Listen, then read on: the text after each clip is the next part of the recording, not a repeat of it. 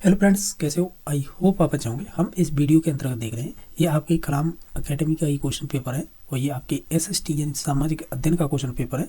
तो ओवरऑल हम सभी क्वेश्चन करेंगे, जिसमें आपके जैसे सीडीपी यानी जो साइकोलॉजी है उसके 30 क्वेश्चन करेंगे, और जो लैंग्वेज फर्स्ट के रूप में जिन्होंने हिंदी भाषा चूज की होगी उनके भी करेंगे, और सेकंड लैंग्वेज के रूप में जिन्होंने संस्कृत भाषा चूज की होगी उन क्वेश्चनों को भी हम करेंगे। और जो सब्जेक्ट के तो आपके 60 क्वेश्चन होती हैं, तो इस प्रकार ये टोटल करके आपके 150 क्वेश्चन हो जाएंगे। हम सभी क्वेश्चनों को देखते चलते हैं, ठीक है। ये सभी क्वेश्चन है ना आपके सिलेबस बेस्ड क्वेश्चन है, तो आप खुद से भी देखेंगे तो भी ये अनुभव करेंगे कि निश्चित तौर से आपके एग्जाम में फंसने वाले ही जैसे क्वेश्चन होंगे ये सभी, ठीक है। तो चलो देख लेते हैं इसमें किस प्रकार के क्वेश्चन पूछे गए हैं। तो हम सीडीपी से स्टार्ट कर रहे हैं, इसी क्रम में चलेंगे, 1 से स्टार्ट करेंगे 150 तक चलेंगे। तो पहला ही क्वेश्चन पूछा है जो संबंधित है आपके बांडुरा से। इसमें पूछा है कि बांडुरा के अनुसार परीक्षण अधिगम में विभिन्न प्रक्रिया शामिल है जो एक निश्चित क्रम का अनुसरण करती हैं, निम्न में से कौन सा क्रम सही है। अगर आपने अल्बर्ट बांडुरा का सिद्धांत पढ़ा है ना, जो सामाजिक संज्ञानात्मक विकास सिद्धांत, तो उन्होंने सीखने के 4 स्टेप बताए थे कि इस प्रकार हम सीख सकते हैं। तो उनके क्रम थे, जैसे कि पहले हम अटेंशन यानी हम हिंदी में बोले तो अवधान प्रक्रिया होगी उसमें, फिर दूसरे पर होगा रिटेंशन या जैसे ही मेमोरी कह रहे हैं यानी स्मृति या प्रतिधारण, फिर तीसरे नंबर पर इमिटेशन बोल सकते हैं या प्रोडक्शन यानी अनुकरण करेंगे या उसका प्रोडक्शन करेंगे, फिर लास्ट में मोटिवेशन। तो इस प्रकार ये क्रम किसमें 1 2 3 4 1 2 3 4 है, ऑप्शन नंबर कह सकते हैं ये सही हो जाएगा, ठीक है। इसमें पेन सही नहीं चल रहा है,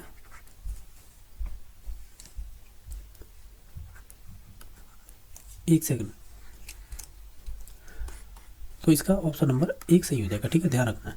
अभी नेक्स्ट देख लेते हैं क्वेश्चन नंबर 2, और शायद ये रीट हो सकता है, या तो ये 2021 वाली में पूछा हुआ है, या नहीं तो फिर ये आपकी जो रीट पात्रता हुई थी जुलाई में, यानी जुलाई वाले एग्जाम में पूछा हो, किसी में तो पूछा हुआ है ये, ठीक है। तो नेक्स्ट क्वेश्चन नंबर देख लेते हैं। क्वेश्चन नंबर है आपका सेकंड। इसमें पूछा है कि शिक्षक अधिकार अधिनियम 2009 के अनुसार है एक शिक्षक का उत्तरदायित्व तो नहीं है इनमें से। अगर आप इन सभी ऑप्शनों को ध्यान से पढ़ेंगे तो हम ये 4 नंबर पे जाएंगे। जो पाठ्यक्रम का निर्धारण एवं निर्माण है ना, ये तो बोर्डों के द्वारा किया जाता है, जैसे राजस्थान में लगता है आपका माध्यमिक शिक्षा बोर्ड 10th 12th का, ठीक है। इसी प्रकार अन्य भी हो सकते हैं, तो हम ये कहेंगे ये शिक्षक का काम नहीं है, ये बोर्ड का होता है। और इसके अलावा और भी बात करें, जैसे कि आपने आरटी एक्ट पढ़ा हो 2009, तो उसकी धारा नंबर 24 पढ़ी होगी आपने, धारा नंबर 24, उसमें शिक्षक के उत्तरदायित्व दे रखे हैं। तो वो 3 है ना, ABC, यही उत्तरदायित्व होते हैं, ठीक है। तो ऑप्शन नंबर डी सही हो जाएगा, जो नहीं पूछा था। क्वेश्चन नंबर आपका तीसरा है, विकास के सिद्धांतों के विषय में निम्नलिखित में से कौन सा कथन है वो गलत है, वो चूज करना है। अगर आप ऑप्शनों को देखें तो 3 नंबर पर जाएंगे। विकास केवल परिमाणात्मक प्रक्रिया है जिसका मापन किया जा सकता है। विकास परिमाणात्मक के साथ साथ आपका गुणात्मक भी होता है। तो हम ये कहेंगे केवल एक चीज़ की बात नहीं करेंगे, केवल एक परिमाण की बात करेंगे, तो फिर तो ये मापन से संबंधित हो जाएगा, ना कि आपके विकास है। तो इस वजह से हम ऑप्शन नंबर सी पे जाएंगे। क्वेश्चन नंबर 4 है, उत्तर बाल्यावस्था की विशेषता नहीं है जिसकी उम्र होती है 6 से 12 वर्ष, इसकी एक विशेषता नहीं है। तो देखो ये 2 नंबर ऑप्शन है ना, ये तो सही है यहाँ तक, लेकिन इससे आगे है ना ये गलत कर दिया, जिसमें बालक कल्पना लोक में विचरण करता रहता है। ये जब आप किशोरावस्था पढ़ेंगे ना, एडोलसेंस, उसकी विशेषता होती है, ना कि ये आपके उत्तर बाल्यावस्था की। तो इस प्रकार हमें गलत पूछा था, तो ऑप्शन नंबर बी सही हो जाएगा, यानी हम कह सकते हैं उत्तर बाल्यावस्था की ये विशेषता नहीं होगी, बाकी सभी थी। क्वेश्चन नंबर 5 है। इसमें पूछा है कि जो आपका NCF 2005 है ना, राष्ट्रीय पाठ्यचर्या की रूपरेखा 2005 के संदर्भ में किस कथन से आप असहमत है, यानी एक तरह से गलत है, वो चूज करना है। तो हमें ओवरऑल सभी क्वेश्चनों को ऑप्शनों को पढ़ेंगे ना, तो ऑप्शन नंबर डी पे जाएंगे। ये कह रहा है ना, रचनात्मक अधिगम की प्रक्रिया एक शिक्षक के इर्द गिर्द घूमती है और वह इसमें केंद्रीय भूमिका का निर्वाह करता है, ये गलत है। ये शिक्षक के इर्द गिर्द नहीं घूमेगी, तो किसकी घूमेगी, ये घूमेगी लर्नर होंगे ना, या आप इन्हें स्टूडेंट बोल सकते हैं, लर्न बोलिए या नहीं स्टूडेंट बोलिएगा, ये उनके इर्द गिर्द घूमेगी, ना कि आपके शिक्षक के। बाकी यहाँ पर भी हुआ कि जब लर्नर ही आएंगे या स्टूडेंट, ठीक है। तो इस प्रकार ये कथन गलत हो गया था और हमें इसी से सहमत नहीं थे। क्वेश्चन नंबर आपका है 6 नंबर। इसमें पूछा है कि निम्न में से कौन सा क्रियात्मक अनुसंधान से संबंधित नहीं है। अगर आपने एक्सल रिसर्च पढ़ा होगा ना, तो उसमें हम ये देखते हैं कि इसका जो कार्य क्षेत्र व्यापक होता है, ये कहना गलत है, क्योंकि सीमित होता है। इसलिए सीमित होता है क्योंकि जिस स्कूल से संबंधित समस्या होती है तो उसका निर्धारण उसी के थ्रू किया जाएगा, स्कूल के थ्रू, ना कि उसे व्यापक स्तर पर कर सकते हैं। या ऐसे कह सकते हैं जो प्रॉब्लम उस स्कूल की होगी ना, तो आप सार्वभौमिकीकरण या सामान्यीकरण नहीं कर सकते कि वो पूरे डिस्ट्रिक्ट या स्टेट में जो स्कूल चल रहे हैं वो सभी की वही समस्या हो, ऐसा नहीं करेंगे। तो हम ये कहेंगे जिस स्कूल से संबंधित समस्या होगी तो उसी का निर्धारण है उसी स्कूल के थ्रू किया जाएगा, ना कि इसका कार्य क्षेत्र बड़ा होगा और इसमें व्यापक स्तर पर निर्णय लेने हेतु सूचनाओं को संकलित किया जाता है, ये भी गलत हो जाएगा। तो ऑप्शन नंबर बी सही हो जाएगा। क्वेश्चन नंबर आपका सी है, राजस्थान में सीखने के प्रतिफल को निर्धारित मापदंडों के साथ है किस शैक्षिक सत्र में शामिल कर लिया गया था।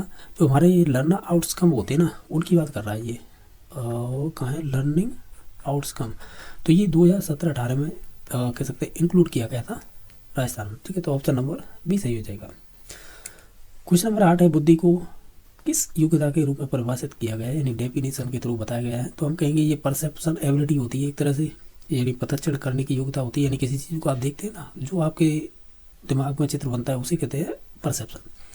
सीखने की योग्यता ये होती है, समझने की योग्यता होती है, जानने की योग्यता भी होती है, ये बुद्धि से सभी संबंधित है। तो ये सभी हैं, तो डी नंबर ऑप्शन हो जाएगा सही। क्वेश्चन नंबर आपका नेक्स्ट है जो 9 नंबर, ये कह रहा है कि एक प्रविधि जिसमें अनुक्रिया का क्रम स्थापित किया जाता है जो अंतिम अनुक्रिया के बाद पुरस्कार लाभ दिलाती है और तत्पश्चात पीछे की ओर कार्य करती है, तो वो कहलाती है। आपने स्किनर पढ़ा हुआ, तो ये स्किनर से संबंधित पूछा है। जब भी आपसे ये कहे कि जो आपकी लास्ट अनुक्रिया के बाद है, यानी अनुक्रिया के बाद है आपको पुनर्वलन दिया जाता है, तब हम उसे बोलेंगे श्रृंखला या इसे इंग्लिश में कहेंगे चेनिंग।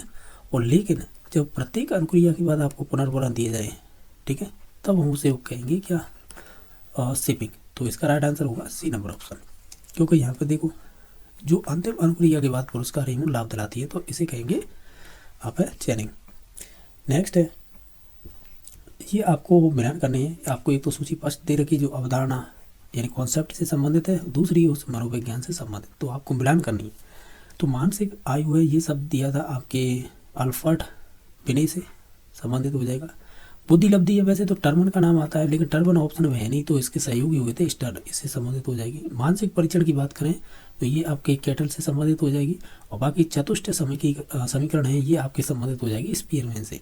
तो इस प्रकार देख लीजिए किस ऑप्शन से संबंधित है, तो ये कहीं नहीं है पहले का दूसरा, दूसरे का पहला, यानी 2-1 किसमें, ऑप्शन नंबर बी में, क्योंकि बाकी पर 4 और 3 आप देख लीजिए इसी प्रकार होंगे। इस स्पीयरमैन को ध्यान रखिएगा, इससे बार बार क्वेश्चन बनता है। 1904 में इसने 2 बुद्धि के प्रकार बताए थे, एक तो जी कारक, एक एस कारक, एक बीच में और कारक जोड़ा था जिसे बोलते हैं ग्रुप फैक्टर, ठीक है। यानी जी का मतलब होता है जनरल फैक्टर, एस का मतलब होता है स्पेसिफिक फैक्टर। तो ये 3 कारक हो गए ना, यानी पहले तो 2 का फैक्टर थ्योरी दी थी, इसे तो 2 कह रहे थे, ये ग्रुप जोड़ दिया तो 3 हो गए। फिर इन्होंने कुछ और चीज़ जोड़ी जिसके आधार पर इसे चतुष्ट समीकरण कह रहे हैं, जिसे टेट्राड इक्वेशन बोलते हैं। तो ध्यान रखना है, ये भी क्वेश्चन बन जाता है। हालांकि रीड जैसी परीक्षा में तो यही क्वेश्चन बने हैं यहाँ तक 3 फैक्टर को लेकर। ये आपके शायद हो सकता है सितंबर 2021 में परीक्षा हुई ना, उसमें भी पूछा हुआ है, जिसमें आपके 2 ये दे रखा था क्वेश्चन, शायद ऐसा ही था कि जो स्पीयरमैन ने उसने कितने कारक बताए थे, तो ऑप्शन दे रखे 2 कारक, 3 कारक, 4 कारक, एक और ऑप्शन था, तो उसमें 2 और 3 दोनों ही राइट आंसर माने थे, इस वजह से कह रहा हूँ, ठीक है। बाकी है ये वाला क्वेश्चन है ना, यानी जो जी फैक्टर, एस फैक्टर और ग्रुप फैक्टर, जो पीटीआई होती है, ये राजस्थान कर्मचारी चयन बोर्ड के द्वारा परीक्षा करवाई गई थी, शायद 2018 की परीक्षा थी, उसमें 3 फैक्टर के नाम से ये क्वेश्चन बन चुका है, तो इस वजह से कह रहा हूँ, ठीक है। तो ये ध्यान रख सकते हैं क्योंकि बार बार रिपीट हो जाते हैं इस प्रकार के क्वेश्चन। क्वेश्चन नंबर है 11वां, इसमें पूछा है कि निम्न में से किस अवस्था को अभिप्रेरणा की सर्वोत्तम अवस्था के रूप में समझा जा सकता है। तो हम ओवरऑल सभी ऑप्शनों को पढ़ेंगे, तो हम कहेंगे जिससे ऊर्जा मिलती है और व्यवहार को दिशा भी मिलती है, तो ऑप्शन नंबर डी सही हो जाएगा। और क्वेश्चन नंबर नेक्स्ट देख लेते हैं।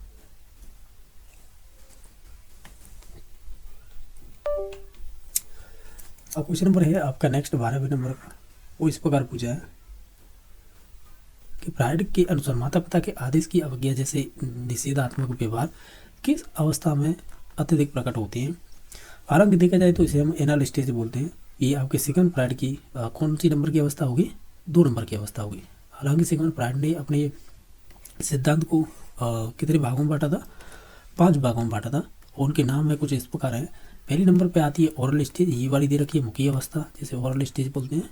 2 नंबर पे आती है जो गुदावस्था है, जिसे एनल स्टेज बोलते हैं। तीसरे नंबर पे आती है फेलिक स्टेज, जो आपके 4 नंबर ऑप्शन में दे रखी है ये वाली। और 5 नंबर पे सॉरी ये 3 नंबर पे आती है, ठीक है। 4 नंबर पे आती है आपकी लेटेंट, ठीक है। और 5 नंबर आप पे आती है जो ऑप्शन नंबर बी में दे रखी है, जेनिटल बोलते हैं जिसे। इनकी विशेषता याद रख सकते हैं हम, तो एनआर पूछिए। इसमें जो गुण पाया जाता है, एक तो एक्सप्लोसिव का पाया जाता है, ठीक है। एक्सप्लोसिव होगा, एक रिटेंटिव, ठीक है। इनकी विशेषताएं पूछी गई हैं, ठीक है। तो इस प्रकार हम कह सकते हैं शायद ये गोतावस्था से संबंधित पूछा है, तो ऑप्शन नंबर इसका ए सही हो जाएगा। इनकी विशेषताएं अंदर में भी पूछी जाती है, जैसे फेलिक्स से पूछी जाती है। इसमें एक ऑडिपस ग्लैंड्स होती है और एक होती है इलेक्ट्रा, ये भी पूछी जाती हैं। तो आपने पढ़ी होंगी ये, जब थ्योरी पढ़ते हैं तो उसमें ही आता है। ऑडिपस होती है, ये बॉय से संबंधित होती है, यानी बॉय का अपनी मदर के ओर अट्रैक्शन होता है। जो इलेक्ट्रा होती है, इस गर्ल का अट्रैक्शन अपने फादर की ओर होता है। इस प्रकार की विशेषता होती है। जो जेनिटल स्टेज होती है, लास्ट स्टेज, इसकी 2 विशेषता याद रख सकते हो। एक तो विषम लैंगिकता पाई जाती है, यानी विपरीत लिंगों के प्रति अट्रैक्ट, और एक नार्सिसिज्म, एक विशेषता ये भी पाई जाती है। तो ये भी ध्यान रख सकते हैं, यानी स्वप्रेम, अपने आप से प्रेम करना, ये भी विशेषता इसी की है, ठीक है। तो इस प्रकार है, हालांकि इसका ऑप्शन नंबर 1 सही हो जाएगा। ये पूछा है प्याजी के अनुसार निम्नलिखित योग्यताओं के उद्भव का सही क्रम क्या होगा, यानी एक क्रमांक बताना है इसमें। तो हम ये कहेंगे पहले तो आपकी एकाग्रता आएगी 1 नंबर पे, फिर आपकी हेम केंद्रता आएगी, फिर आपकी वास्तविक का मानसिक रूप हो आएगा, ठीक है। फिर नहीं 3 नंबर पर आएगी ये, 4 नंबर पर आएगी प्रतिज्ञप्ति सोच। इस प्रकार इसका क्रमांक नंबर सी सही हो जाएगा, मतलब 1342 ये, या 1342 मतलब 1 3 4 2, इस प्रकार का क्रमांक होगा। तो ऑप्शन नंबर इसका सी सही हो जाएगा। क्वेश्चन नंबर नेक्स्ट है, ऑलपोर्ट के अनुसार व्यक्ति के शील गुणों का सही क्रम या युग्म कौन सा होगा। तो आप देखेंगे एक तो मौलिक होगा, एक केंद्रीय गुण होगा। मौलिक का मतलब यही है, जैसे महात्मा गांधी में पाई जाना अहिंसा का गुण, और जो आपका हिटलर हुआ था वो आपका एक तानाशाह होता हुआ था, तो हम ये कहेंगे उसमें भी एक तानाशाह का गुण पाया जाता है हिटलर में। तो ये मौलिक गुण है, यानी बहुत कम मिलते देखने को। लेकिन जो केंद्रीय गुण है वो तो इन्हें ही हम सामान्य गुण कह देते हैं, क्योंकि इनसे बार बार क्वेश्चन बन जाते हैं इस वजह से। तो इसमें सामान्य में आएंगे जैसे कि आप में आत्मविश्वास का गुण है, ठीक है, या आज आत्मविश्वास हो गया। इसके अलावा आप सामाजिक गुण हो आपके अंदर, तो ये विशेषता आती है इसके अंदर। बाकी गुण में तो वो सभी चीज़ें आ जाती हैं जो नॉर्मली हम व्यवहार में लाते हैं, जैसे कि हमारे कपड़े पहनने की स्टाइल, ठीक है, और हमारे जो हेयर यानी जो हम कटिंग करवाते हैं, यानी बालों की एक तरह से जो भी आप हेयर स्टाइल रखते हैं वो, ठीक है, और आपका खाने पीने का जो ढंग है, ठीक है, वो ये सामान्य चीज़ें होती हैं, ये इसमें आती है। तो इस प्रकार इसका ऑप्शन नंबर ए सही हो जाएगा। एक चीज़ ध्यान रख सकते हैं, ये ऑल पोर्ट से जो रीट मेंस हुई है ना, वहाँ से एक ही शिफ्ट में 2 क्वेश्चन बने थे, आपने ध्यान दिया हो। तो इनसे परिभाषाओं को लेकर बहुत क्वेश्चन बनते हैं। उन्होंने एक सिद्धांत दिया था जिसे बोलते हैं सीड गुणों का सिद्धांत, तो ये भी ध्यान रखना है। और इनके शिष्य रहे थे कौन, आपको मालूम है, कैटल। तो ये भी ध्यान रखना है, क्योंकि इन्होंने एक 16 PF दी थी, यानी 16 पर्सनल फैक्टर प्रश्नावली, तो वो इम्पोर्टेंट हो जाती है। उन्होंने कितने सील गुण बताए थे, करीबन 18,000 बताए थे। इन्हें कम करते हुए ये 16 पे ले आए थे, तो इस वजह से ये दोनों ही पूछे जाते हैं परीक्षा में। क्वेश्चन नंबर नेक्स्ट है कि निम्नलिखित में से किसका संबंध आगमनात्मक तर्कना से है। तो हम कहेंगे बहुत से जो परीक्षण होंगे ना, उनसे निष्कर्ष निकालना ये इसकी एक विशेषता हो जाएगी। तो ऑप्शन नंबर बी सही हो जाएगा। क्वेश्चन नंबर आपका नेक्स्ट है जो है 60 नंबर। एक छात्र रात में अपने दोस्त की बारात में शामिल होना चाहता है, परंतु उसी समय अपने माता पिता के साथ खरीदारी करने भी जाना चाहता है। तो इस स्थिति को क्या कहेंगे। तो हम कहेंगे वो जाना चाह रहा है, ये भी पॉजिटिव है, खरीदारी करने भी जाना ये भी आपका पॉजिटिव है। तो हम कहेंगे उपागम द्वंद्व है, यानी अप्रोच कॉम्प्लेक्स है। शायद ये थोंडाक के प्रकार होते हैं, ये उन्हें बताए थे द्वंद्व के बारे में। तो ये हो जाएगा आपका उपागम, ठीक है, द्वंद्व। देखो ये ध्यान रखना, ये कर्परम नहीं हो, या तो ये थोंडाक से संबंधित होंगे या फिर ये कैटल से, ठीक है। तो मैं इसे कर्परम नहीं हूँ, लेकिन ये है, ये द्वंद्वों के प्रकार होते हैं, यानी कॉम्प्लेक्ट, जैसे उपागम हो गया 1, पर्याय हो गया 2, उपागम पर्याय हो गया 3, और ये चौथा ये बहु वाला हो जाता है, ठीक है। तो इस प्रकार ये प्रकार होते हैं जिनमें से विशेषता दे रखी थी वो उपागम की दे रखी थी। क्वेश्चन नंबर 17 बाई के निम्न में से कौन सी विशेषता आकलन की नहीं है। अगर ओवरऑल देखें तो हम कहेंगे क्या कहेंगे, ये केवल ज्ञानात्मक पक्ष से संबंधित है, ऐसा कहना गलत है, क्योंकि ये भावात्मक से भी संबंधित होगी, साथ ही साथ आपके जो क्रियात्मक डोमेन होता है उससे भी संबंधित होगी। तो हम ओवरऑल कहेंगे केवल ज्ञान से संबंधित नहीं होगी। तो ऑप्शन नंबर ए सही हो जाएगा। क्वेश्चन नंबर 18 है, व्यक्तिगत विभिन्नता में सम्मिलित क्षेत्रों का सही क्रम क्या होगा। तो ये सभी हो जाएंगे, तो उपरोक्त सभी इसका राइट आंसर हो जाएगा। क्वेश्चन नंबर 19 है कि निम्नलिखित में से कौन से वंशानुक्रम के नियम का संबंध सोरेनसन से है। अगर देखें तो उन्होंने इसकी भी बात की है, यानी संतान की जो शारीरिक संरचना एवं मानसिक गुण होते हैं वो माता पिता से मिलते हैं, तो ये बात सही है। भिन्नता का नियम भी दिया था, प्रत्यागमन यानी विपरीत लक्षणों का भी गुण दिया था या नियम दिया था। लेकिन जो जैव सांख्यिकी है ये आपके शायद जो फ्रांसीसी गाल्टन है ना उनसे संबंधित है, ना कि ये आपके सोरेनसन से। ठीक है, तो ये भी ध्यान रखना है। तो ये इससे संबंधित, तो हम राइट आंसर पर जाएंगे तो ए, बी और सी ये तीनों ही राइट आंसर हो जाएंगे इसके। ठीक है, बाकी नेक्स्ट देख लेते हैं। क्वेश्चन नंबर नेक्स्ट है, एक व्यक्ति कुत्ते को बिस्किट देने से पहले बिस्किट के बॉक्स होता है उसे खड़खड़ाता है। जब व्यक्ति बॉक्स को खड़खड़ाता है तो लार टपकाने लगता है, कौन? कुत्ता। फिर अतः बॉक्स खड़कना यानी बॉक्स का खड़खड़ाना फिल इन द ब्लैंक्स है, और कुत्ते का लार टपकाना एक प्रकार का फिल इन द ब्लैंक्स है। तो हम कहेंगे अगर ये बॉक्स की बात की जाए तो ये आपका कंडीशनल रेस्पॉन्स हो जाए, वो सॉरी कंडीशनल स्टिमुलेट हो जाएगा, जिसे बोलेंगे CS यानी कंडीशनल स्टिमुलेट। लेकिन इसी के आधार पर जो अनुक्रिया होगी ना तो उसे बोलेंगे कंडीशनल रेस्पॉन्स। तो इनका दोनों का संबंध होगा, तो अब ऑप्शन नंबर ए सही हो जाएगा। ये आपके एच टेट में पूछा हुआ क्वेश्चन है, और ये यहाँ पे कॉपी कर दिया है, केवल उसने यहाँ पे ऑप्शन रख दिए हैं। क्वेश्चन नंबर नेक्स्ट है, एक बालक का भाषा विकास मुख्यतः निर्भर करता है। तो हम ये सभी चीज़ों पर करेगा, चाहे अनुकरण वो अभिप्रेरणा हो, अनुकरण हो, अनुबंधन हो, ये उपयोग सभी इसका राइट आंसर हो जाएगा। क्वेश्चन नंबर 22 है कि निम्नलिखित में से असत्य कथन कौन सा है। अगर आप इन सभी ऑप्शनों को पढ़ेंगे हम ये कहेंगे ये ग्रह समस्या उस परिस्थिति को कहते हैं जिसके लिए मनुष्य के पास पहले से समाधान तैयार है। तो सब पहले से समाधान है तो फिर क्यों समस्या आएगी। ठीक है, तो ये वाला कथन है वो गलत हो जाएगा। हमें यही पूछा था असत्य कौन सा है। क्वेश्चन नंबर 23 है, निम्न में से कौन सा संप्रदाय रचनावादी या रचनात्मकवादी पाठ्यचर्या के अनुरूप से संबंधित नहीं है। ये अच्छा क्वेश्चन है कि निम्न में से कौन सा संप्रदाय यानी कॉन्सेप्ट है वो रचनावादी कह सकते हैं, रचनात्मकवादी पाठ्यचर्या के रूप में प्रयोग नहीं हुआ है। तो इसमें से उत्तेजना है ना, यानी एक्साइटमेंट, ये नहीं होगा एक्साइटमेंट, क्योंकि अगर आप देखें तो ये निर्मितवादी हैं। निर्मितवादी, तो निर्मितवादी में 5E मॉडल दिया था, तो उनमें से 3 स्टेप तो इसमें ऑप्शन में दे रखे हैं, 2 दे रखे हैं, वो मैं बता देता हूँ। ये दिया था आपके रॉय भी है, अब इनका पूरा नाम तो मुझे पता नहीं है, लेकिन सह निर्माता यही माने जाते हैं रॉय भी। NCERT बुक पढ़ेंगे उनमें दे रखा है ये साइकोलॉजी की। ठीक है, तो इसमें से देखो जो ऑप्शन जैसे एक्सप्लोर, एक्सप्लेन, एलाबोरेट या एलिबोरेट बोलते हैं, तो हम ये कहेंगे इसमें से 2 स्टेप छूट रहे हैं। एक तो छूट रहा है आपका एंगेज, ठीक है, दूसरा छूट रहा है एलाबोरेट। एलाबोरेट तो आप देखेंगे ये 5 स्टेप हो गए, 1 2 3 4 5, ये 5E मॉडल कहलाते हैं। ये निर्मितवादी है ना, उनसे संबंधित है, वही है रचनात्मक का मतलब वही है निर्मितवादी। तो ऑप्शन नंबर इसका जो संबंधित नहीं था हमें पूछा था, तो ऑप्शन नंबर सी सही हो गया। ये कह रहा है 24 नंबर क्वेश्चन, प्रतिभाशाली बालकों की पहचान करने के लिए हमें सबसे अधिक महत्व देना चाहिए। तो हम कहेंगे जो भी ऑब्जेक्टिव टाइप क्वेश्चन होंगे तो उन्हें देना चाहिए, यानी ऑब्जेक्टिव जो भी टेस्ट होंगे। और साथ ही साथ आप ध्यान रखना ये आपके रीट 2016 में पूछा हुआ क्वेश्चन है, और वो भी लेवल फर्स्ट में। नेक्स्ट क्वेश्चन नंबर 25 है कि निम्नलिखित में से कौन सी विशेषता मुख्यतः अवधान कमी संबंधी विकार ग्रसित बालक की नहीं होकर डिसलेक्सिया से संबंधित है। तो ये हो जाएगी शब्दों में अक्षरों की स्थिति उलट-पुलट कर देना। हालांकि देखा जाए, देखो ये जो क्वेश्चन पूछा है ना, कैसे पूछा है, अगर आपने रीट L1 2018 का क्वेश्चन पेपर देखा हो तो उसका पहले ही क्वेश्चन था ये जो दे रखा है इसमें। लेकिन ये जो विशेषता है ये डाली है ना, ये डाली है रीट L1 2016 के क्वेश्चन आया था, उसमें उसकी एक विशेषता यहाँ पर डाली है। ठीक है, यानी क्वेश्चन तो उठा लिया इन्होंने 18 का, ऑप्शन डाल दिया है 16 का। ठीक है, तो इसका ऑप्शन नंबर ए सही हो जाएगा। बाकी नेक्स्ट देख लेते हैं कि इनमें से कौन सी मंद बुद्धि बालक की विशेषता नहीं है। अगर आप देखेंगे सभी को तो हम कहेंगे शैक्षणिक रूप से पूर्णतः अशिक्षणीय हो, ऐसा कहना गलत होगा। बाकी सभी विशेषताएं आपके मंद बुद्धि बालक से संबंधित थी। क्वेश्चन नंबर 27 पर निम्न में से कौन सी प्रबल की प्रस्तुति का संबंध है सकारात्मक दंड से है।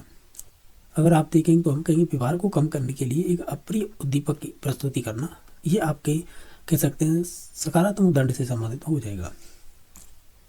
क्वेश्चन नंबर आपका 28 है, अधिगम की विशेषता इनमें से नहीं है।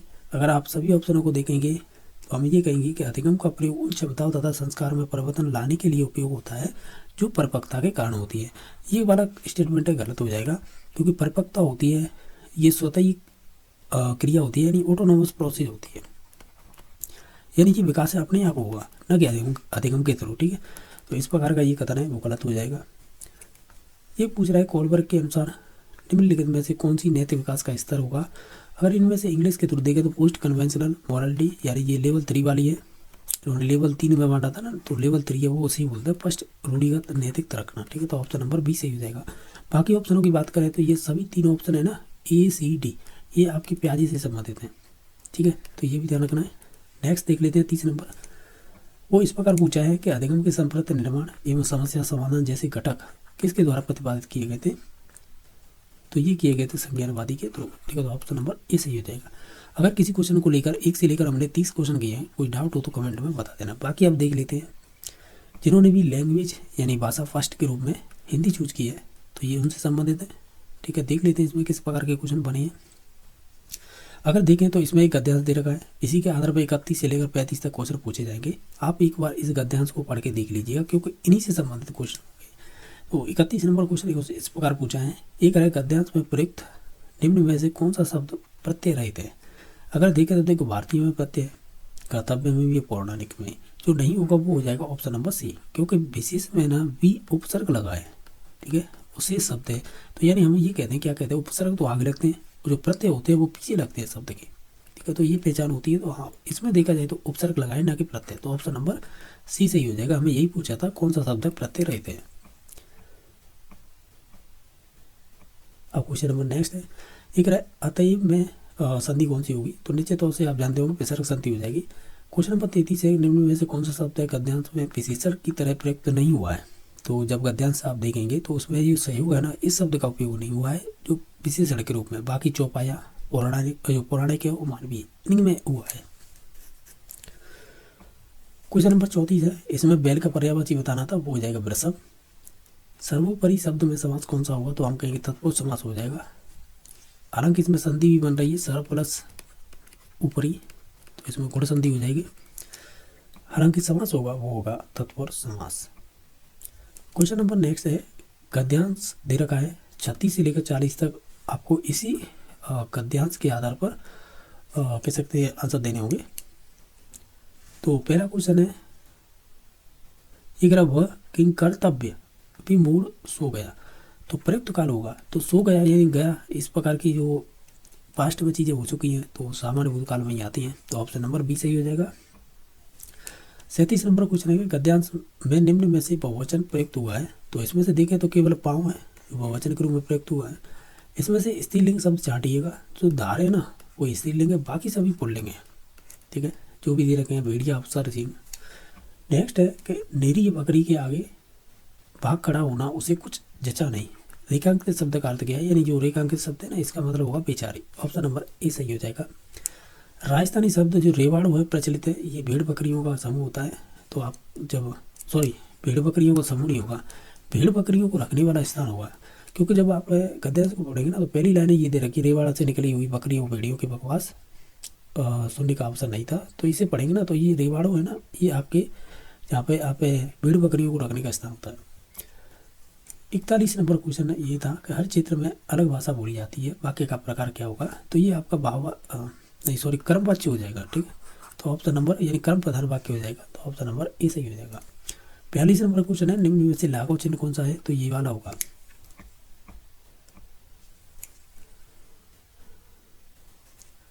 क्वेश्चन नंबर आपका 43 है, हो सकता है सुबह तक इस समस्या का निदान हो जाए, वाक्य है, तो हम कहेंगे ये संदेहवाचक है। नीचे तोड़िए कि वो सुबह तक इस समस्या का निदान हो भी सकता है, नहीं भी हो सकता, तो हम कहेंगे संदेहवाचक है।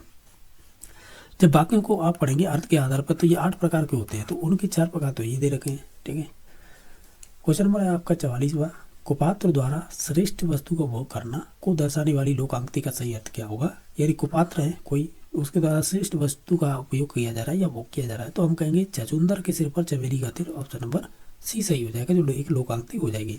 क्वेश्चन नंबर 45 है, निम्न में से क्रिया विशेषण पदबंध का उदाहरण हुआ, तो जिसमें क्रिया की विशेषता बताई जा रही है वही हो जाएगा। जैसे रामू बहुत तेजी से भागा, तो भागा तो क्रिया है लेकिन बहुत तेजी से ये क्रिया की विशेषता है, तो हम कहेंगे ये क्रिया विशेषण पदबंध हो जाएगा। ऑप्शन नंबर सी सही हो जाएगा। नेक्स्ट क्वेश्चन नंबर है 46, ये कह रहा है वह शिक्षण विधि जो लेखन और उच्चारण में तो प्रारंभिक स्तर के लिए होती है, लेकिन या वह बोल सकते हैं वो रचना शिक्षण के लिए माध्यमिक स्तर पर उपयोगी होती है। तो वो कौन सी विधि होगी? तो वो हो जाएगी अनुकरण विधि। ऑप्शन नंबर सी सही हो जाएगा। क्वेश्चन नंबर 47 है, साहित्य की विविध विधाओं का ज्ञान प्राप्त करना भाषा शिक्षण का किस श्रेणी का उद्देश्य होगा? तो ये आपके ज्ञानात्मक से ही संबंधित हो जाएगा। क्वेश्चन नंबर आपका 48 है, व्याकरण शिक्षण की कौन सी विधि प्रयोग और सहयोग प्रणाली पर आधारित है? तो वो आपकी आगमन विधि होगी। ठीक है, बाकी पाठ्य पुस्तक और सूत्र ये आपके निगमन के होते हैं।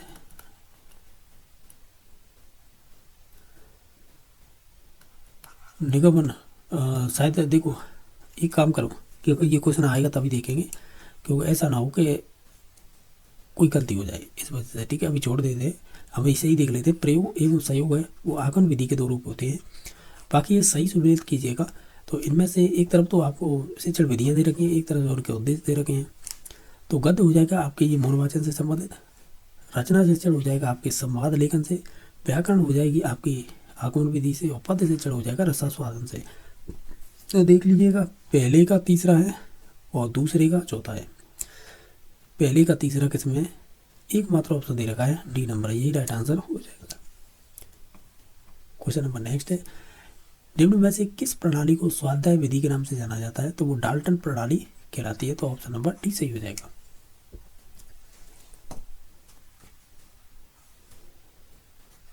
अब क्वेश्चन नंबर नेक्स्ट देख लेते हैं।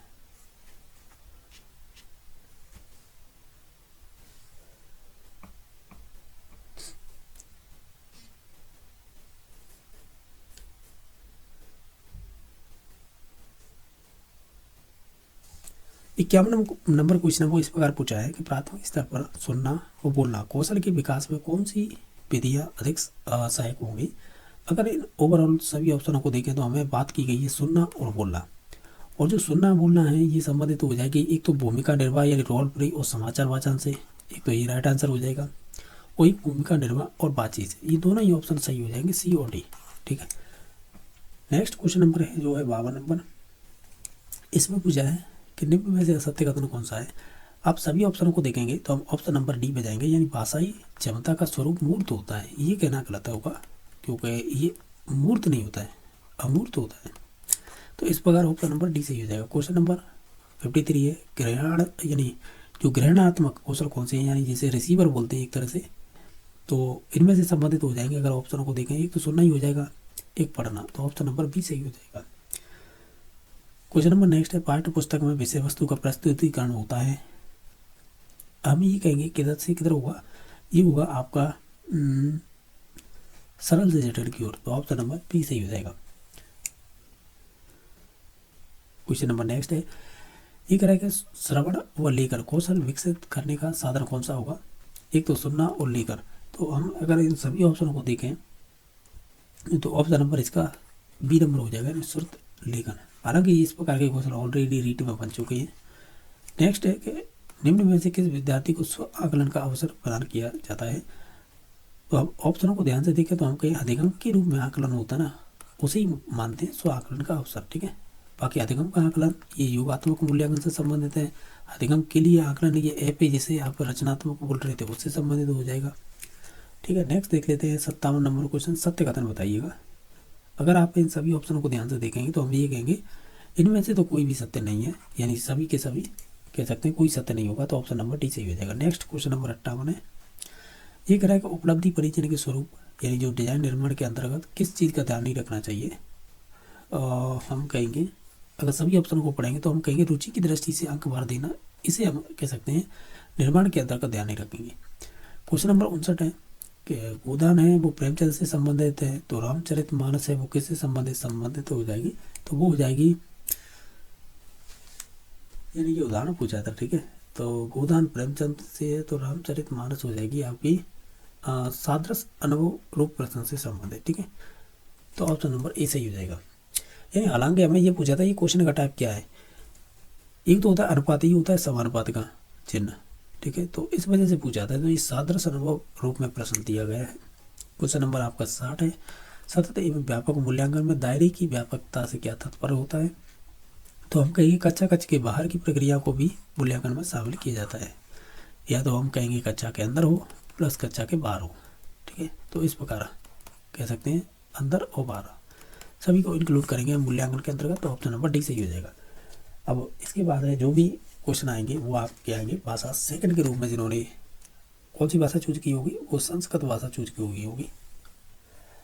जो आप देख पा रहे होंगे ये जिन्होंने भी भाषा सेकंड के रूप में संस्कृत चूज की है, ये उन्हीं से संबंधित क्वेश्चन है। ये आपको एक कह सकते हैं गद्यांश दे रखा है जो 61 से लेकर 65 तक प्रश्न इसी से आधारित होंगे, जिसमें हमें पहला 61 नंबर क्वेश्चन पूछा है महावृक्ष अथ समासो वर्तते, यानी महावृक्ष में कौन सा समास है, इस प्रकार का ये क्वेश्चन था, जिसमें हो जाएगा कर्मधार समास, जिसमें विशेषण विशेष या उपमेय उपमान की बात होती है, तो नीचे तौर से वो कर्मधार समास होता है, तो ऑप्शन नंबर डी सही हो जाएगा।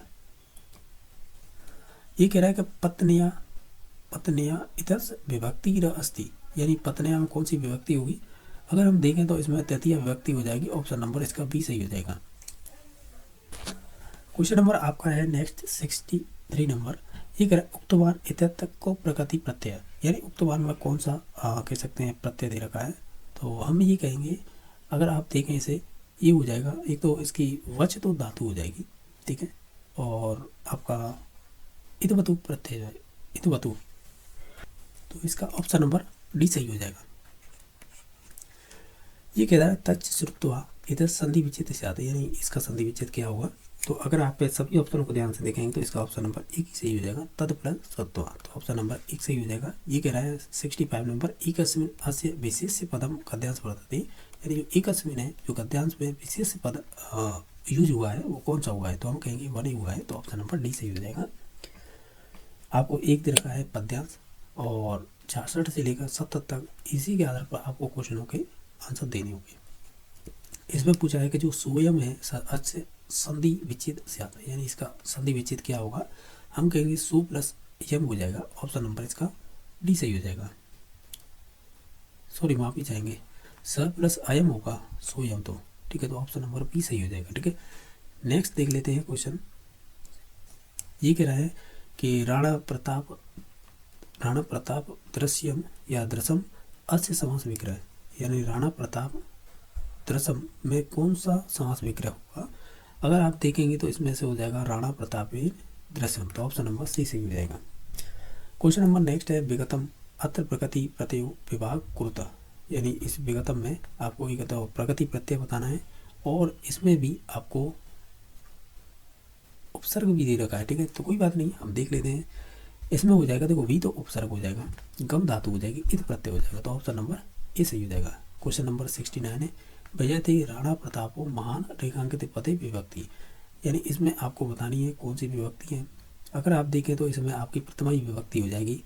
जो भी श्लोक दे रखे थे उसमें छंद कौन सा है, अगर आप देखें तो इसमें हो जाएगा आपका शार्दुल विक्रीडितम, इसमें आपका छंद हो जाएगा। जब श्लोक की मात्राओं को गिनेंगे तो उसके आधार पर। ठीक है, क्वेश्चन नंबर 71 है कि ड वर्णस्य उच्चारणम स्थानम के ऋतुर सनभूता होता है, तो ऑप्शन नंबर बी सही हो जाएगा।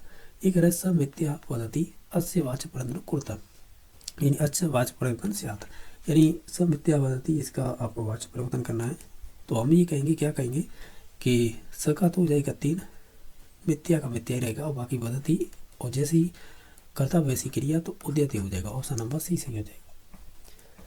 अब बताइएगा ये है 73, ये लिखा हुआ है आपकी हिंदी भाषा में, यानी जो पुरानी भाषा में लिखते थे ऐसे, तो ये अस्य कहते संस्कृत समय चुनता, यानी कि है जो समय है वो किस प्रकार लिखा हुआ है ऐसे बोल सकते हैं। हम इसे बोलेंगे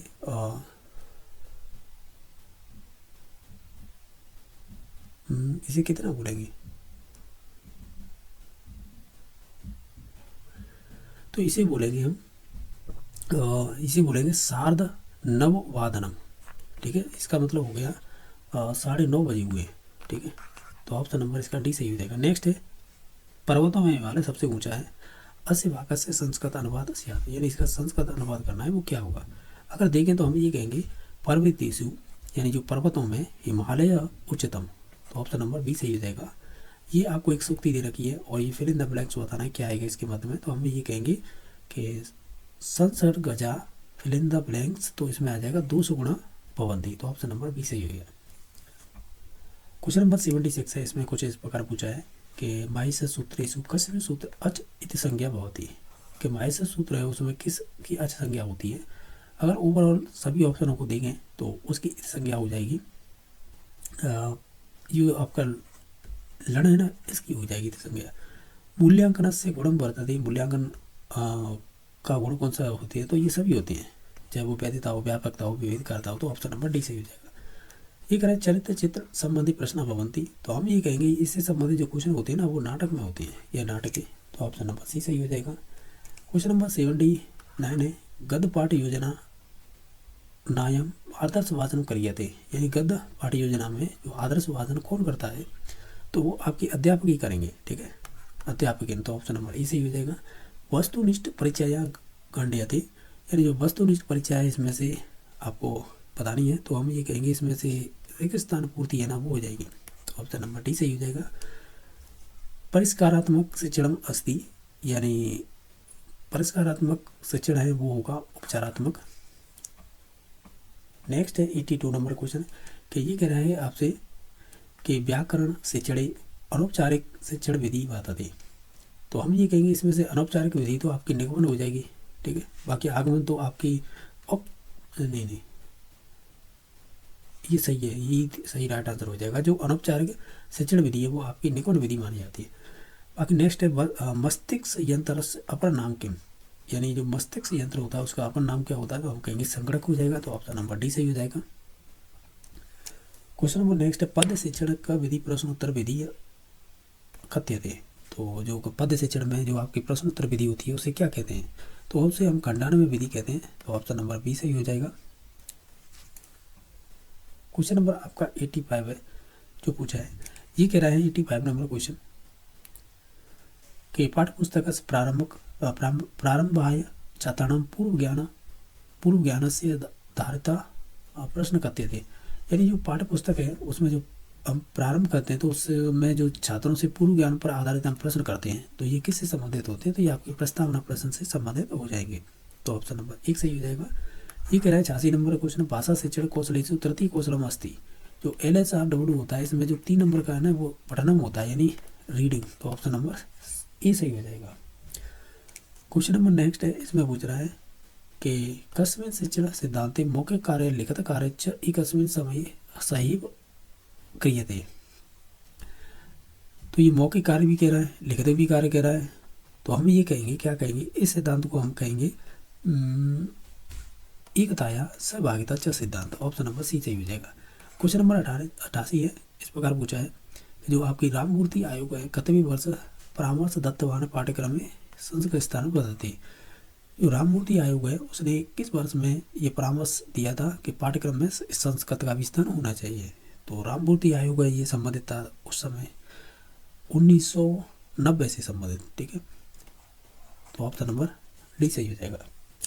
क्वेश्चन नंबर नेक्स्ट है पाठ्य पुस्तक में नास्ती, इसमें पाठ्य पुस्तक का यानी एक विशेषता नहीं है वो चूज करनी है, तो हम ये कहेंगे जो हो जाएगी भाषा शिक्षण साध्यम, तो ऑप्शन नंबर सी सही हो जाएगा। क्वेश्चन नंबर नेक्स्ट है कि वाचने कुशलताया परीक्षणम अस्य परिचय भवति, तो ये संबंधित हो जाएगी आपकी मौखिक परिचय, क्योंकि वाचन से संबंधित मौके की होगी। हालांकि हमने ये जो संस्कृत 31 से लेकर जो 60 तक क्वेश्चन 61 से लेकर जो भी 90 तक क्वेश्चन किए हैं, ये आपके जो लैंग्वेज सेकंड के रूप में संस्कृत चूज करते हैं ये उनसे संबंधित हमने क्वेश्चन किए हैं। जैसा कि देख पा रहे होंगे हम अब यहाँ से आगे जो भी क्वेश्चन करेंगे वो सब्जेक्टिव क्वेश्चन होंगे, यानी जो SST से संबंधित जो भी आपके सब्जेक्ट से 60 क्वेश्चन बनते हैं हम उन्हें देख रहे हैं, ठीक है, जिसमें से 91 नंबर क्वेश्चन पूछा गया है कि सिंधु घाटी सभ्यता के किस स्थल से गोदीवाड़ा जिसे डॉक यार्ड बोलते हैं किस साक्ष्य प्राप्त हुए थे, ये कहाँ से हुए थे, ये लोथल गुजरात से होते हैं, तो ऑप्शन नंबर इसका सी सही हो जाएगा। क्वेश्चन नंबर 92 है, इसमें पूछा है कौन सा वेद है वो गद्य और पद्य दोनों में लिखा गया है, तो आप देखेंगे तो हम कहेंगे ये यजुर्वेद को लिखा गया है, इसमें कह सकते हैं गद्य पद्य दोनों में लिखा गया है, तो ऑप्शन नंबर इसका बी सही हो जाएगा। क्वेश्चन नंबर 93 है कि जो महात्मा बुद्ध के शरीर त्यागने की घटना को कहा जाता है, अगर हम इसे देखें तो इसे कहा जाता है महापरिनिर्वाण, तो ऑप्शन नंबर इसका सी सही हो जाएगा। क्वेश्चन नंबर 94 है कि जो महाजनपदकालीन गणराज्यों से संबंधित कौन सा विकल्प असत्य है, अगर आप देखें जो आपका ये है ना पिप्पिलीवन मतलब ये वाला जो गलत है, बाकी सभी सही थे। और क्वेश्चन नंबर 95 है, निम्नलिखित में से कौन मौर्य प्रशासन में जो आय व्यय का ब्यौरा रखता था, जिसे क्या कहते थे? उसे कहते थे हम समाहर्ता। ऑप्शन नंबर इसका कह सकते हैं बी सही हो जाएगा।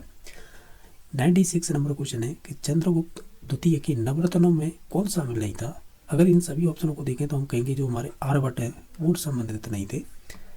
97 नंबर क्वेश्चन है, इसमें से ही बताइएगा या निम्नलिखित में से किस ग्रंथ का रचयिता वो हर्षवर्धन नहीं था? तो वो हर्ष रचित है ना, इसका ही नहीं था, तो ऑप्शन नंबर ए सही हो जाएगा। क्वेश्चन नंबर 98 है, वो इस प्रकार पूछा है कि निम्न में से कौन सा मंदिर है वो जावा में स्थित नहीं है? अगर आप इन्हें सभी को देखें तो इनमें से संबंधित हो जाएगा, जो नहीं था वो था बेयून। ठीक है, तो ऑप्शन नंबर इसका डी सही हो जाएगा। क्वेश्चन नंबर नेक्स्ट है जो 99 नंबर है, वो इस प्रकार पूछा है, ये कह रहा है कि निम्नलिखित में से कौन सा कथन है वो असत्य होगा?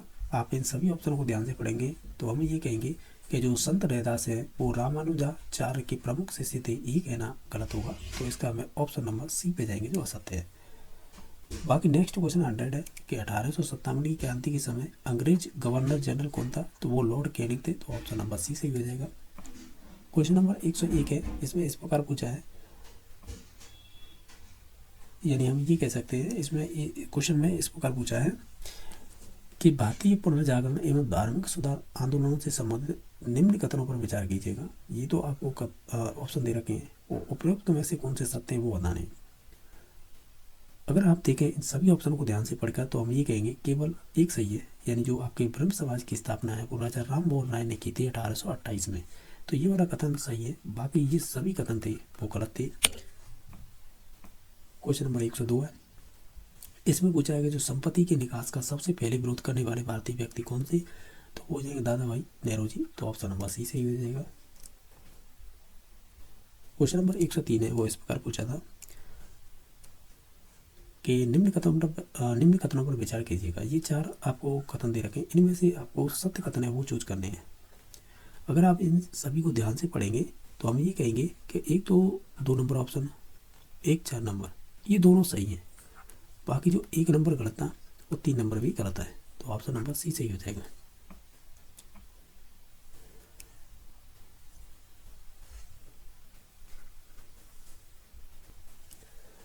क्वेश्चन नंबर जो है 104 नंबर, वो इस प्रकार पूछा है, जैसा आप देख पा रहे होंगे। इसमें पूछा है कि निम्नलिखित में से कौन सुमेलित नहीं है? एक तरफ तो राजस्थान की प्राचीन सभ्यता के स्थल दे रखे हैं, दूसरी तरफ जिले दे रखे हैं। तो बालातल तो आपके उदयपुर से संबंधित है, ये बात तो सही है। जो गणेश्वर है ये ताम्र नगरी कहलाती है, ये सीकर में है। जो पचमाता है ना, यानी पचमता, तो ये आपकी चित्तौड़गढ़ से संबंधित नहीं है, तो यही गलत हो जाएगा। ठीक है, बाकी चंद्रावती है वो आपकी सिरोही से संबंधित हो जाएगी, यानी जो सुमेलित नहीं थी वो ऑप्शन नंबर सी सही हो जाएगा। क्वेश्चन नंबर आपका 105 है कि निम्नलिखित में से किस शासक को बूढ़ा बिसरा राजा या विस्मृत नायक कहा जाता है? तो वो थे राव चंद्रसेन। इन्हें महाराणा प्रताप का अग्रदूत भी कहा जाता है। ठीक है, तो ऑप्शन नंबर बी सही हो जाएगा।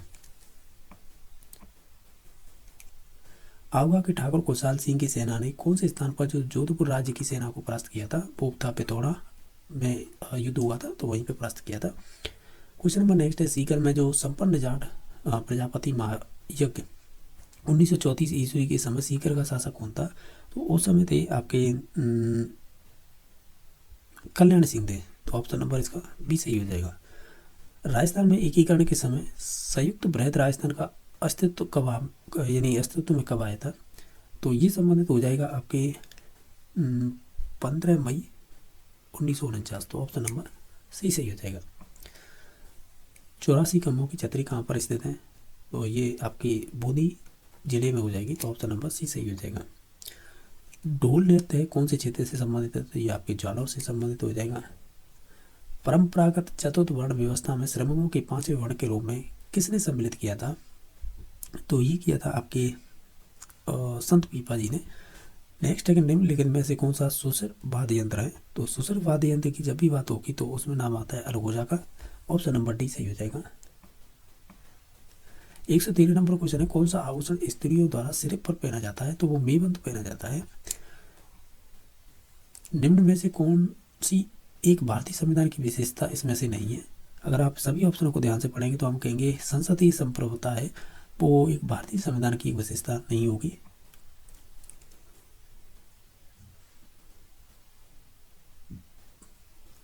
क्वेश्चन नंबर 115 है, अवसर की समानता का अधिकार किस अनुच्छेद के अंतर्गत प्रदान किया गया है? तो अवसर की समानता है वो अनुच्छेद नंबर, आप ऐसे कह सकते हैं, अनुच्छेद नंबर 16 में कह सकते प्रदान किया गया है। तो ऑप्शन नंबर सी सही हो जाएगा। राष्ट्रीय बाल अधिकार संरक्षण आयोग की स्थापना कब की गई थी? तो ये आपकी 5 मार्च 2007 को की गई थी।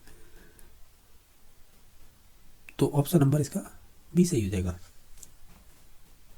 क्वेश्चन नंबर नेक्स्ट है, इनमें से कौन सा एक मौलिक कर्तव्य नहीं है? अगर आप इन सभी ऑप्शनों को ध्यान से पढ़ेंगे तो हम जाएंगे कि जो आपकी व्यक्ति की गरिमा और राष्ट्र की एकता अखंडता की रक्षा करे, तो वो एक मौलिक कर्तव्य के अंडर में नहीं आएगा। ठीक है, इसी में यही पूछा था कौन सा मौलिक कर्तव्य नहीं है, तो ऑप्शन नंबर बी सही हो जाएगा। 118 नंबर क्वेश्चन है, राष्ट्रीय मतदाता दिवस से कब मनाया जाता है? तो वो आपका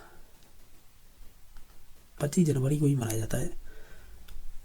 संसद के दोनों सदनों की संयुक्त बैठक की अध्यक्षता कौन करता है? तो वो लोक सभाध्यक्ष ही करेगा। तो ऑप्शन नंबर इसका सी सही हो जाएगा। क्वेश्चन नंबर आपका नेक्स्ट है जो है 120 नंबर। इसमें पूछा है कि 2022 में होने वाले राष्ट्रपति निर्वाचन मत मूल्यों का निर्धारण कौन सी जनगणना के आधार पर किया गया था? तो वो आपका 1971 की जनगणना के आधार पर किया गया था। क्वेश्चन नंबर 121 है कि उच्चतम न्यायालय में संवैधानिक मामलों की सुनवाई करने वाली पीठ में न्यायाधीशों की कम से कम संख्या कितनी होनी चाहिए? तो हम कहेंगे कम से कम 5 तो होनी चाहिए। तो ऑप्शन नंबर बी सही हो गया। क्वेश्चन नंबर 122 है वो इस प्रकार पूछा है कि राजस्थान की कौन सी विधानसभा की सदस्य संख्या है सर्वप्रथम 200 निर्धारित की गई थी? तो वो 6वीं में की गई थी। तो ऑप्शन नंबर बी सही हो जाएगा। 73वें संविधान संशोधन द्वारा किए गए प्रावधानों के अनुसार राजस्थान सरकार के अधिनियम पारित कर इसे राज्य में कब लागू किया गया था? तो ये था आपका 23 अप्रैल 1994। तो ऑप्शन नंबर डी सही हो जाएगा।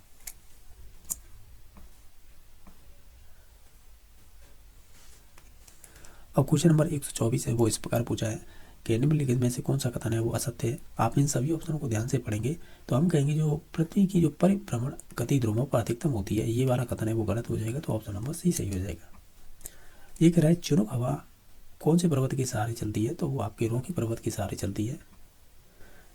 इनमें से कौन सी एक चक्रवातों की विशेषता नहीं है? अगर आप पढ़ेंगे सभी को ध्यान से तो इनमें से हो जाएगी जो विशेषता नहीं है, तो हम ये कहेंगे जो केंद्र से परिधि की ओर वायु दाब करता है, ये वाला कथन है वो गलत हो जाएगा। या ऑप्शन नंबर बी सही हो जाएगा। कोपेन द्वारा उष्ण शीतोष्ण आर्द्र जलवायु हेतु संकेत के रूप में प्रयुक्त किया गया है, तो इनके लिए यूज किया जाता है सी। तो ऑप्शन नंबर सी सही हो जाएगा, बी सही हो जाएगा। क्वेश्चन नंबर है 128, कौन सा कथन इसमें से असत्य है, यानी जो गलत है हमें वो चूज करना है। हम कहेंगे जो अम्ल वर्षा होती है ना, pH मान 5 से 7.5 तक होता है, ये गलत है। जो कम से कम होना चाहिए, यानी 1.5 से लेकर 2 तक हो pH मान तो चल जाएगा, क्योंकि ये जो अम्लता होती है ना, तो जितना आप ऐसे कर सकते हैं मान कम होगा ना, उनकी अम्लता उतनी ज़्यादा होगी।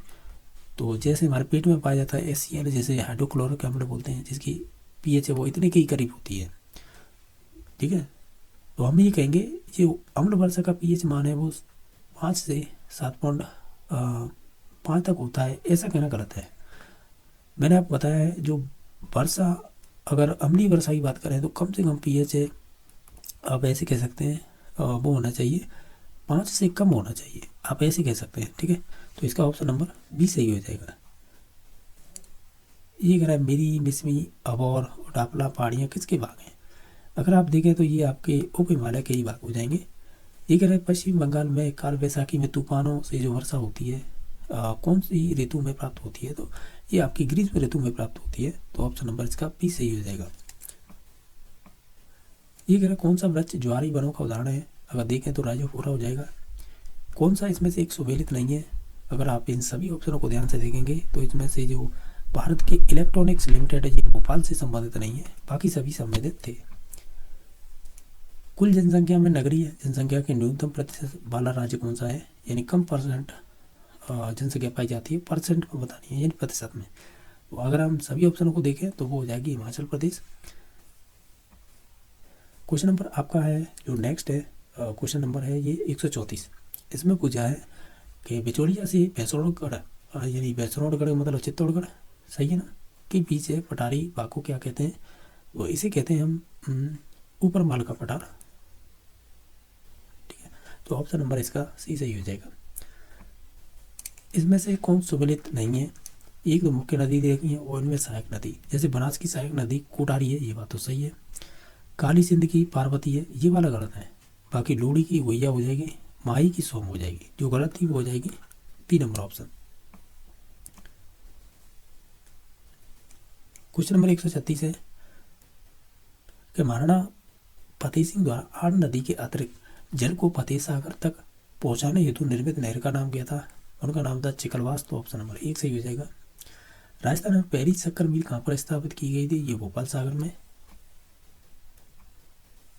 सर्वाधिक व न्यूनतम महिला साक्षरता वाले जिले कौन से हैं? तो सर्वाधिक पाई जाती है कोटा में महिला साक्षरता, और सबसे कम है जालौर में, तो ऑप्शन नंबर सी सही हो जाएगा। भारत में राष्ट्रीय उपभोक्ता दिवस कब मनाया जाता है? ये हो जाएगा आपका 24 दिसंबर, तो ऑप्शन नंबर बी सही हो जाएगा। अब नेक्स्ट क्वेश्चन नंबर है 140।